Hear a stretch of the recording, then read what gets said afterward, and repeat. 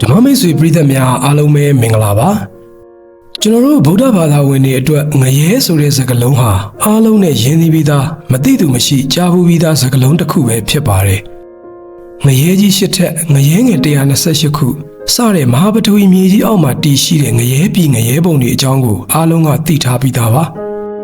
ဒါပေမဲ့ဗုဒ္ဓဘာသာကျမ်းဂန်တွေအရအဲ့ဒီငရဲတွေထက်ပိုပြီးဆိုးဝါးပြီးတော့အမြဲတမ်းမှောင်မိုက်အေးဆက်နေတဲ့လောကန္တရိငရဲဆိုတဲ့ငရဲတစ်ခုရှိပါသေးတယ်ဒီနေ့မှာတော့လူသိနေပြီးတော့အလွန်ကြောက်မဖွယ်ကောင်းတဲ့လောကန္တရိငရဲအကြောင်းကိုတင်ဆက်ပေးသွားပါမယ်လောကန္တရိငရဲဆိုတာလောကန္တရိကနိရယဆိုတဲ့ပါဠိဘာသာစကားကဆင်းသက်လာတဲ့စကားလုံးဖြစ်ပါတယ်လောကန္တရိကဆိုတာစัจ java လာလောက၃ခုစုံတဲ့နေရာစัจ java လာကြီး၃ခုရဲ့အကြားနေရာလို့အဓိပ္ပာယ်ရပြီးတော့နိရယဆိုတာချမ်းသာခြင်းမရှိတဲ့နေရာလို့အဓိပ္ပာယ်ရပါတယ်ဒီနေ့ခေတ်သိပ္ပံပညာကအာကာသထဲမှာကျယ်ရီဂလက်ဆီတွေမရှိဘဲနဲ့လုံးဝမှောင်မိုက်နေတဲ့ Great Void လို့ခေါ်တဲ့ဟာကွက်ကြီးတွေရှိကြောင်းကိုရှာဖွေတွေ့ရှိထားပါတယ်ဒါပေမဲ့လွန်ခဲ့တဲ့နှစ်ပေါင်း2500ကျော်တွေကမြတ်စွာဘုရားရှင်ဟာစัจ java လာရဲ့အစွန်အဖျားဘယ်အလင်းအောင်မှမရောက်နိုင်တဲ့နေရာမှာအလွန်ကြောက်မက်ဖွယ်ကောင်းတဲ့လောကန္တရိငရဲရှိကြောင်းဟောကြားခဲ့ပါတယ်ဒီနေရာဟာတခြားငရဲတွေလိုမီးတောက်တွေနဲ့လောင်ကျွမ်းတာမဟုတ်ပဲအေးဓာတ်အမောင်တုတွေနဲ့နှိမ့်ဆက်တဲ့နေရာဖြစ်ပါတယ်ဗုဒ္ဓဘာသာကျမ်းဂန်တွေအရဘုရားရှင်ဟောကြားခဲ့တဲ့အနန္တစัจ java လာဆိုတဲ့အတိုင်းစัจ java လာတွေဟာအရေးအတွက်ပေါင်းဂတိဂဒါမကရှိနိုင်တယ်လို့ယူဆရပါတယ်ဝိသုဒ္ဓိမတ်အထာဂရာရဲ့ဆိုအရစัจ java လာတွေဟာဟင်းလင်းမြင်ထဲမှာတစ်ခုနဲ့တစ်ခုထိစပ်နေကြတာဖြစ်ပါတယ်ဒီလိုစัจ java လာ၃ခုတစ်ခုနဲ့တစ်ခုထိစပ်တဲ့နေရာမှာထရိဂံပုံစံကွက်လက်တစ်ခုရှိတယ်လို့ဆိုပါတယ်ဥပမာအနေနဲ့မြင်သာအောင်ပြောရရင်အကျွေးစီ၃ခုကိုထိစပ်ကြည့်လိုက်တဲ့အခါမှာအလယ်မှာဟနေတဲ့ကွက်လက်လေးတစ်ခုပေါ်လာပါလိမ့်မယ်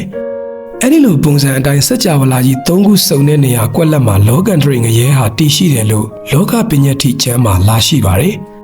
ဒီစัจ java လာ၃ခုဟာဘယ်စัจ java လာတွေလဲဆိုရင်တော့ရေဘူးရအားဖြင့်အနီးနားကစัจ java လာ၃ခုပဲဖြစ်ပါတယ်တစ်ခုကကျွန်တော်တို့ရဲ့စัจ java လာဖြစ်နိုင်ပြီးတော့ကျန်နှစ်ခုကတော့တခြားစัจ java လာနှစ်ခုဖြစ်နိုင်ပါတယ်ဒါပေမဲ့ကျမ်းတွေမှာတော့တိကျအမည်ပေးထားတာမရှိပါဘူးရေပုံရဖွဲ့စည်းပုံအနေနဲ့ပဲရှိနေတာဖြစ်ပါတယ်အဲ့ဒီစัจ java လာ၃ခုစုံတဲ့နေရာကဟာကွက်ဟာစัจ java လာတစ်ခုချင်းစီရဲ့တတိုင်းတွေရဲ့အပြင်ဘက်မှာတည်ရှိနေတာကြောင့်စัจ java လာအတွင်းမှာရှိတဲ့နေလကျယ်ရီရဲ့အလင်းရောင်ဟာအဲ့ဒီနေရာကိုလုံးဝမရောက်နိုင်ပါဘူးလောကန္တရိငရဲဆိုတာဘာလဲဆိုရင်လောကအကြားလို့အဓိပ္ပာယ်ရပါတယ်လောကန္တရိကလို့လည်းခေါ်ကြပါတယ်ဒီနေရာကအလုံးစုံမှောင်မဲနေပြီးနေရောင်လှရောင်လုံးဝမရောက်နိုင်ပါဘူးအယောင်လင်းကင်းမဲတဲ့နေရာဖြစ်လို့အလွန်ကြောက်မက်ဖွယ်ကောင်းတဲ့နှိပ်စက်မှုကိုခံရတယ်လို့ဆိုပါတယ်ယူဇနာ8000ကျယ်ဝန်းမှုရှိပြီးတော့အဲ့ဒီကွက်လက်ထဲမှာအေးဆက်နေတဲ့ရေပင်လယ်ကြီးရှိနေပါတယ်လောကန္တရိငရဲမှာရှိနေတဲ့သတ္တဝါတွေဟာကျွန်တော်တို့မြင်တွေ့နေရတဲ့ရုပ်ခန္ဓာမျိုးမဟုတ်ဘဲနဲ့အလွန်ရှည်လျားပြီးထက်မြက်တဲ့လက်သေးခြေသေးတွေရှိတဲ့သတ္တဝါကြီးတွေဖြစ်ကြပါတယ်ပက်ပက်လင်မှာကြောက်တောင်တွေရှိပြီးတော့ငရဲသားတွေဟာစัจ java လာတိုင်းကြီးတွေရဲ့အပြင်ဘက်မှာလက်သေးတွေနဲ့တွေ့ကပ်ပြီးတော့ဇောက်ထိုးတွဲလောင်းခုနေကြရပါတယ်ဒီငရဲသားတွေဘလို့ခံစားရတယ်လဲဆိုရင်အမောင်လူကြီးထဲမှာနေကြရတာဖြစ်ပါတယ်ဘလောက်တောင်မှောင်မိုက်နေတယ်လဲဆိုရင်ကိုယ့်ရဲ့လက်ကိုမျက်စိရှေ့မှာထားလိုက်ရင်တော့ပြန်မမြင်နိုင်ဘူးလို့ဆိုပါတယ်ဒါကြောင့်ဒီကငရဲသားတွေဟာသူတို့လိုပဲတခြားငရဲသားတွေတည်ရှိနေမှမသိကြဘဲနဲ့တယောက်တည်းပဲရှိတယ်လို့ထင်နေကြရပါတယ်အပူဓာတ်လုံးဝမရှိပဲအေးဓာတ်ကချမ်းဆက်ဆက်ဖြစ်နေပါတယ်အဲ့ဒီရဲ့အောက်ခြေမှာတော့အလွန်အေးဆက်တဲ့ရေပင်ကြီးရှိပြီးတော့အဲ့ဒီရေကခါငံပြီးတော့အက်ဆစ်လိုမျိုးပျော်ကျစေနိုင်ပါတယ်သူတို့ဟာအလွန်မင်းစာလောင်နေကြတဲ့အတွက်အမောင်ထဲမှာစံတဝါဝါသွားလာရင်းနဲ့တဦးနဲ့တဦးထိမိတဲ့အခါငါ့အတွက်အစာရပြီလို့ထင်မှတ်ပြီးတော့အချင်းချင်းခုံအုပ်ကြိုက်ခဲကြပါတယ်ဒါပေမဲ့တယောက်ကိုတယောက်ကြိုက်ခဲဖို့အတင်းလုံးထွေးရင်းနဲ့အားပြက်ပြီးတော့အောက်ကအေးဆက်လာတဲ့ရေပင်ကြီးတွေကိုပြုတ်ကျသွားတဲ့အခါမှာတော့သူတို့ရဲ့ခန္ဓာကိုယ်တွေကချက်ချင်းပဲအရေးပြောပြီးတော့သေဆုံးပျက်စီးသွားကြရတယ်လို့ဆိုပါတယ်အဲ့ဒီလိုသေဆုံးသွားပြီမဲ့လေသူတို့ရဲ့အကုသိုလ်ကံကမကုန်သေးတဲ့အတွက်အဲ့ဒီနေရာမှာပဲထက်ခါပြန်ဖြစ်ပြီးတော့ဒုက္ခတွေကိုအဆုံးမရှိခံစားနေကြရတာပါဒီနှိမ့်ဆက်မှုဟာအဆုံးမရှိကြာရှည်တယ်လို့ဖော်ပြပါတယ်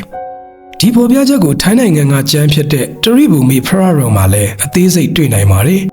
ဒီကျမ်းမှာလောကန္တရိကကိုငရဲဖြစ်ဖော်ပြထားပြီးတော့ကံဆိုးတဲ့သတ္တဝါတွေရောက်ရတယ်လို့ဆိုပါတယ်ဒီလိုမောင်မိုက်လာတဲ့လောကန္တရိငရဲကြီးတွေကိုအလင်းရောင်ရောက်တဲ့အချိန်ဆိုတာလည်းအလွန်ရှားပါးလာပါတယ်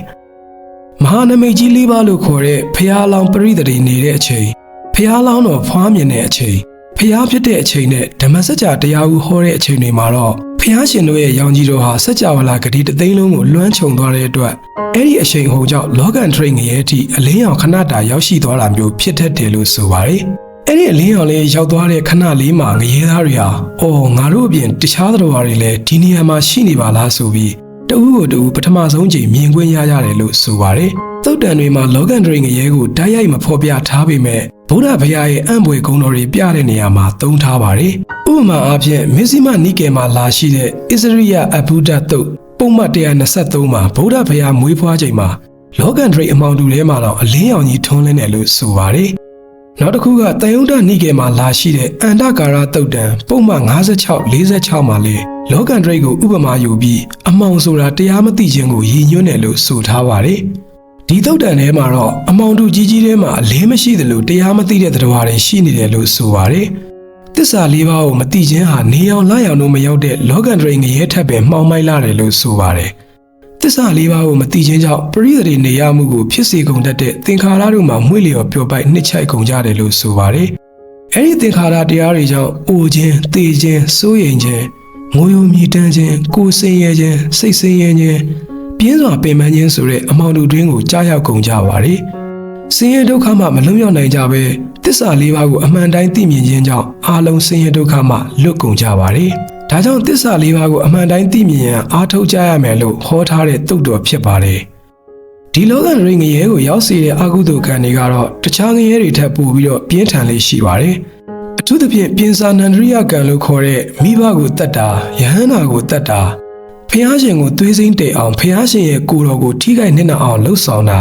တန်ခါသင်းခွဲတာမျိုးတွေဖြစ်တဲ့အနန္တရိယကံကျူးလွန်သူတွေနဲ့ကံကံရဲ့အကျိုးကိုလုံးဝမယုံကြည်တဲ့နိယတမိစ္ဆာဒိဋ္ဌိအယူရှိသူတွေဟာဒီငရဲကိုရောက်ရှိတတ်ကြပါတယ်။အဲဒီမှာခံစားရတဲ့တက်တန်းဆိုတာကလည်းကျွန်တော်တို့လူသားတွေရဲ့နာယီနှစ်တွေနဲ့တွက်ချက်လို့မရနိုင်ပဲနဲ့ကဘာပြက်ကတ်တွေကုံဆုံးသွားတဲ့အထိတောင်မှအကုသိုလ်ကံမကုံသေးရင်ဆက်ပြီးခံစားနေရနိုင်တဲ့အထိရှည်လျားလာပါတယ်။ဒါပေမဲ့အဓိကတော့ကံရဲ့ရလဒ်သက်သက်ဖြစ်ပြီးတော့အမြဲတမ်းထာဝရတော့မဟုတ်ပါဘူး။ကုသိုလ်ကံရှိရင်ပြန်ပြီးတော့လွတ်မြောက်နိုင်ပါတယ်။ဒီငရဲကိုကြည့်ရင်ဗုဒ္ဓဘာသာမှာငရဲဆိုတာကံရဲ့ရလဒ်သက်သက်ပဲဖြစ်နိုင်တယ်လို့သိနိုင်ပါတယ်။တခြားဘာသာတွေမှာထာဝရငရဲရှိပေမဲ့ဗုဒ္ဓဘာသာမှာတော့ယာယီပဲဖြစ်ပါတယ်။ဒါကကျွန်တော်တို့ကိုကုသိုလ်ပြုဖို့စိတ်ကိုတည်ငြိမ်ဖို့သတိပေးနေတာဖြစ်ပါတယ်။ကျွန်တော်တို့ဟာအနန္တစัจ java လာကြီးအတွင်းမှာဖျားပွင့်တဲ့ဗဒ္ဒကဘာမှာရောက်ရှိနေခြင်းဟာအလွန်ကံကောင်းလှပါတယ်။လောကန်ထရိကအမှောင်တို့ကြီးထဲမှာတော့ဗုဒ္ဓဘုရားရဲ့အလင်းရောင်ရောက်နိုင်တယ်ဆိုတော့တရားကျင့်ရင်ကံဆိုးမှုတွေကနေလွတ်မြောက်နိုင်တယ်လို့ဆိုလိုတာဖြစ်ပါတယ်။ဒါကြောင့်လောကန်ထရိငရဲရဲ့အကြောင်းကိုသိရှိခြင်းဟာကျွန်တော်တို့ကိုအကုသိုလ်တရားတွေကျူးလွန်မိမှာကိုကြောက်ရွံ့စေပြီးတော့